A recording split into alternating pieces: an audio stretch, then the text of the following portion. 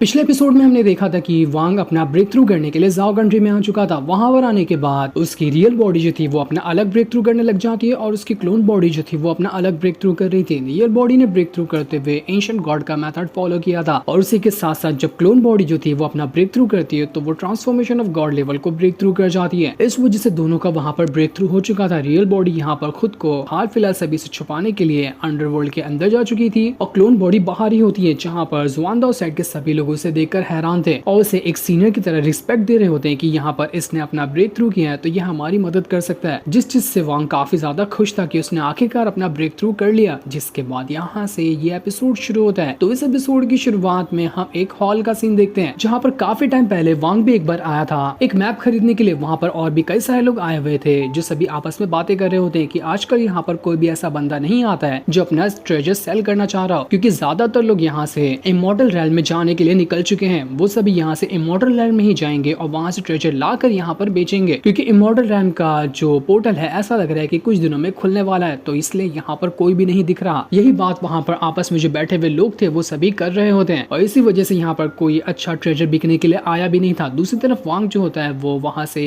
अपने mosquito beast पे सवार होकर आगे बढ़ते जा रहा था। वो अपने मन में कह रहा होता है कि अगर मुझे यहाँ से इमॉर्टल रैल्म के अंदर जाना है तो उससे पहले मुझे अपने वेपन वगैरह को रिफाइन कर लेना चाहिए, क्योंकि हाल फिलहाल जो भी मेरे पास वेपन है वो उतने स्ट्रॉन्ग नहीं है और अगर मुझे वेपन को रिफाइन करना है तो उसके लिए सबसे बेस्ट जगह एक ही है और वो वही जगह है जहां पर मैं एंशिएंट गॉड से मिला था। तो मुझे वहीं पर जाना पड़ेगा ताकि मैं अपना वेपन रिफाइन कर सकूं। इसलिए वांग अपने मॉस्किटो बीस्ट पे सवार होकर वहां से उसी पोर्टल की तरफ बढ़ना शुरू हो जाता है जिस पोर्टल पे बहुत टाइम पहले भी उसने कई सारे स्टोन लगाए थे। तो वो यहाँ से पोर्टल खुलता है और यहाँ से वो एंशिएंट गॉड वाले इलाके में जा पाएगा। वहीं पर वांग आ चुका था ताकि यहाँ से वो एंशिएंट गॉड रैल्म के अंदर जा सके। उस जगह का नाम ही वो है। जैसे ही वांग वहां पर पहुंचा था उसका जो मॉस्किटो बीस्ट होता है उसे पोर्टल के आसपास कुछ अजीब से क्रिएचर वगैरह घूमते हुए दिखाई दे रहे थे जो कि फायर से बने हुए थे और उनकी बनावट भी काफी ज्यादा अलग थी। मॉस्किटो बीस्ट जो था उसे वो क्रिएचर पसंद आ चुके थे। वो उन्हें खाने की कोशिश तो करता है लेकिन खा नहीं पा रहा था, क्योंकि वो क्रिएचर आधे अंदर है तो आधे एंशिएंट गॉड लैंड के अंदर है। तो इसी वजह से वो मॉस्किटो बीस्ट उन क्रिएचर को अंदर से बाहर नहीं निकाल पाया था। वो मॉस्किटो बीस्ट अपने ही लैंग्वेज में थोड़ा वांग को समझाने की कोशिश करता है कि प्लीज मेरे लिए वो क्रिएचर निकाल दो, मैं उन्हें खाना चाहता हूँ। उसका इशारा यहाँ पर वांग समझ चुका था तो वो कहता है कि ठीक है, मैं तुम्हारे लिए वो क्रिएचर निकाल देता हूँ। वांग अपनी पावर का इस्तेमाल करते हुए एक पाम टेक्निक बनाता है और उसकी मदद से उसने उस क्रिएचर को पकड़ते हुए सीधा नीचे ही घसीट लिया था। इस वजह से एक क्रिएचर वहां पर वांग के पास आ जाता है। वो क्रिएचर बहुत ज्यादा छटपटा रहा था और उसके अंदर से पावर भी काफी ज्यादा थी। अगर डायरेक्ट इसे दिया गया मॉस्किटो बीस्ट को तो हो सकता है कि वो उसे नुकसान कर जाए। तो वांग पहले अपनी पावर का इस्तेमाल करते हुए उस क्रिएचर को शांत करता है और शांत करने के बाद उसने अपने मॉस्किटो बीस्ट को वो क्रिएचर दे दिया था। मॉस्किटो बीस्ट के पास जैसे वो क्रिएचर आता है फट से वो वहां पर उस क्रिएचर को खा लेता है और जैसे उसने उसे खाया था उसके अंदर से काफी भयंकर तरीके की पावर बाहर निकलने लगती है, मानो कि यहाँ पर मॉस्किटो बीस्ट अपना ब्रेक थ्रू कर जाएगा। उसके अंदर से इतनी ज्यादा पावर निकल रही थी वो खुद भी हैंडल नहीं कर पा रहा होता है और जैसा कि वांग ने सोचा था मॉस्किटो बीस्ट वहां पर अपना ब्रेक थ्रू कर जाता है। वो पहले से भी काफी ज्यादा स्ट्रॉन्ग हो चुका था। वांग यहाँ पर एकदम हैरान था कि आखिर वो जो क्रिएचर थे वो किस तरह की फायर पावर से बने हुए थे। बड़ी मिस्टीरियस और कमाल की थी। इससे मेरे मॉस्किटो का यहाँ पर ब्रेक थ्रू हो गया, तो एक काम करता हूँ मैं और भी कई सारे निकाल लेता हूँ। इसलिए वांग सबसे पहले अपनी सोल को सीधा का सीधा उस पोर्टल के अंदर भेज देता है ताकि देख सके कि असल में ये क्रिएचर आ कहां से रहे हैं। जैसे वो अंदर आया था उससे वहां पर एक बहुत ही बड़ा सर्कल दिखाई देता है जो कि पूरी तरह से फायर से बना हुआ था और एक हिसाब से शायद ये ऑरोरा फायर ही थी जो कि बहुत ज्यादा स्ट्रॉन्ग मानी जाती है और उसी की मदद से यहाँ पर वो क्रिएचर बन रहे थे। वांग कई सारे क्रिएचर को यहाँ पर अपने हाथ में पकड़ लेता है और अपनी सोल को उसने वहां से दोबारा रिटर्न बाहर कर लिया था, जहाँ उसके पास कई सारे क्रिएचर आ चुके थे। वो सभी क्रिएचर वहां पर अपने मॉस्किटो बीस्ट को देकर कहता है कि तुम लो इसे और जब तक खाओ और मेरे लिए यहाँ पर ही रुकना, तुम्हें अंदर जाने की जरूरत नहीं, मैं जा रहा हूँ गॉडलैंड के अंदर, वहाँ पर मुझे थोड़ा सा काम है, वो काम करके मैं तुरंत आ जाऊंगा। इसके बाद वांग उसके पास कई सारे जो स्टोन वगैरह थे वो उन सभी स्टोन का इस्तेमाल करते हुए उस पोर्टल को एक्टिवेट करने लगता है, क्योंकि अभी तो वो सिर्फ अपनी सोल को भेज पा रहा था। उसे खुद जाने के लिए पोर्टल एक्टिवेट करना पड़ेगा, तभी वो जा सकता है एंशिएंट गॉडलैंड के अंदर। तो वांग के पास जितने भी स्टोन थे वो स्टोन वहाँ पर पोर्टल को एक्टिवेट करते हुए वांग को सीधा एंशिएंट गॉडलैंड के अंदर भेज देते हैं। एंशिएंट गॉडलैंड के अंदर आने के बाद वांग को सिर्फ एक ही चीज का डर था और वो था लाल बाल वाले बंदे का जिसका नाम टाओसन है। वो बहुत ज्यादा भड़का हुआ है वांग को देखकर। अगर उसने वांग को देख लिया तो वो उसकी जान ले लेगा। वांग कह रहा था कि अभी जो हाल फिलहाल मेरे पास कल्टीवेशन पावर है ना, उसकी मदद से तो मैं यहाँ पर उस टाउसन का मुकाबला नहीं कर सकता। तो भलाई इसी में होगी कि मैं अभी के लिए खुद को जितना हो सकता है टाउसन से छुपा कर रखूं, वरना उसने मुझे देख लिया तो मेरे लिए बहुत बड़ी मुसीबत हो सकती है। यहाँ पर वांग आने के बाद उसी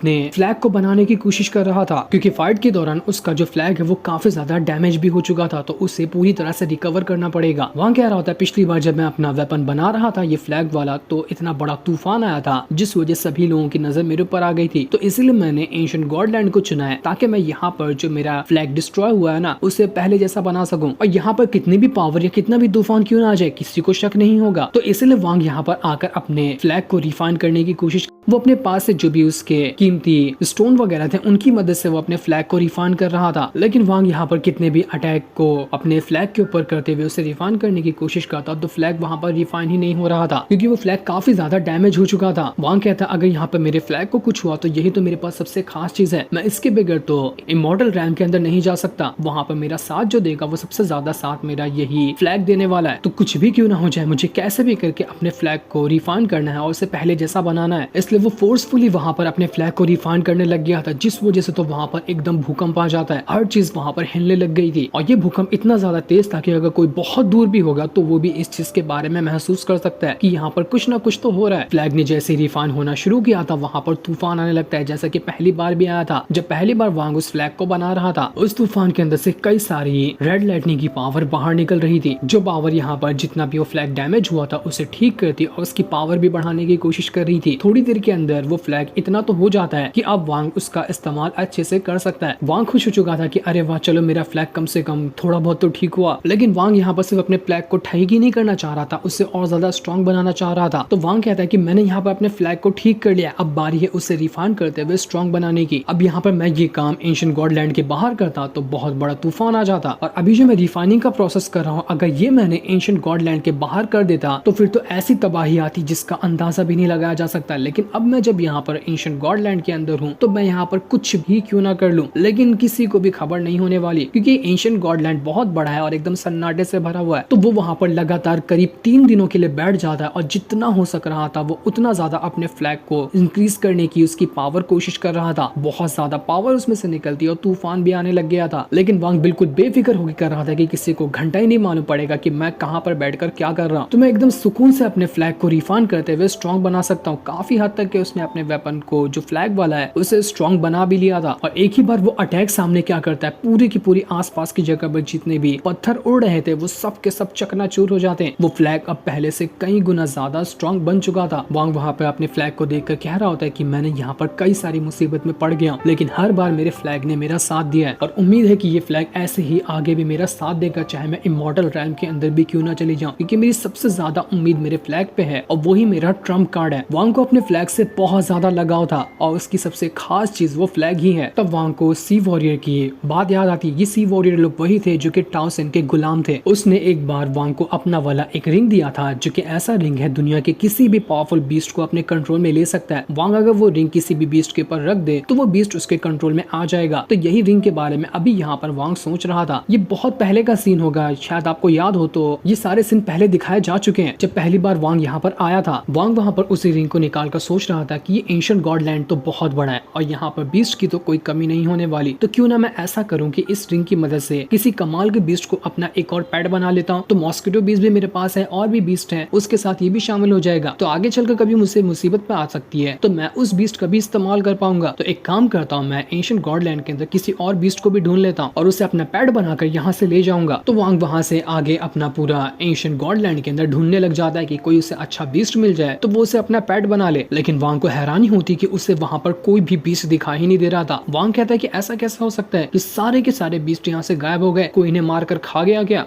तभी वांग को आगे बढ़ते हुए एक मेंढक दिखाई देता है जिसके पीछे बहुत ही पावरफुल ड्रैगन पड़ा था। वो ड्रैगन वहाँ पर मेंढक को खाने की कोशिश कर रहा होता है। वांग उन दोनों को यहाँ पर देखकर कह रहा था कि चलो कोई नहीं, इन दोनों में से किसी एक को ही अपना पेट बना लेता हूँ, देखो पहले जरा कि यहाँ पर दोनों में से पावरफुल कौन है, उसी को अपना पेट बनाऊंगा। वांग ने जैसे उस मेंढक को देखा था, उस मेंढक के पास ना थंडर पावर होती है, वो बहुत ज्यादा स्ट्रॉन्ग लग रहा था, जो अपने एक से बढ़कर एक थंडर अटैक का इस्तेमाल करते हुए ड्रैगन की जान लेने की कोशिश कर रहा होता है। उसने अटैक पे अटैक करके यहाँ पर ड्रैगन की हालत खराब कर दी थी, लेकिन वो ड्रैगन भी कम नहीं था, वो भी उसके सभी अटैक से बचकर उसके ऊपर हमला कर रहा होता है। इन दोनों की फाइट बड़े आराम से वांग देख रहा था कि जो विनर निकलेगा मैं उसे अपना पेट बना लूंगा। मेंढक और ड्रैगन दोनों यहाँ पर एक दूसरे के ऊपर जानलेवा हमला किए जा रहे थे। दोनों की हालत यहाँ पर खराब हो चुकी थी, लेकिन फिर भी जल्दी कोई एक दूसरे के सामने हार मानने को तैयार ही नहीं था। वो दोनों यहाँ पर एक दूसरे के ऊपर अटैक पे अटैक किए जा रहे थे। ऐसा लग रहा था कि यहाँ पर दोनों एक दूसरे को ही चांस से मार डालेंगे। वहाँ पर वो सोल भी आ जाता है जो वांग से कह रहा था कि अरे बाप रे, ये दोनों बीस्ट तो आपस में ही फाइट कर रहे हैं। काफी कमाल की और बहुत ही जबरदस्त यहाँ पर फाइट चल रही है। वांग जैसे यहाँ पर उस मेंढक को देखता है, उसे लग रहा था कि ये मेंढक ना कोई मामूली बीस्ट नहीं लग रहा है, ये थोड़ा सा मुझे अनोखा बीस्ट लग रहा है और इसके पास पावर भी काफी अजीब तरह की है। क्यों ना मैं इसे ही यहाँ पर अपना पेट बना लूं, बहुत ही बढ़िया बात होगी। थोड़ी देर और देख लेता हूँ कि यहाँ पर ये मेंढक क्या करके दिखा सकता है, उसके बाद मैं इसे अपने रिंग में कैद करके इसे अपना पेट बना लूंगा। लेकिन अभी नहीं बताया जाता हमें कि इन दोनों की फाइट में कौन जीता। जो सीन दिखाते ही ये एपिसोड यहीं पर एंड हो जाता है। Thanks for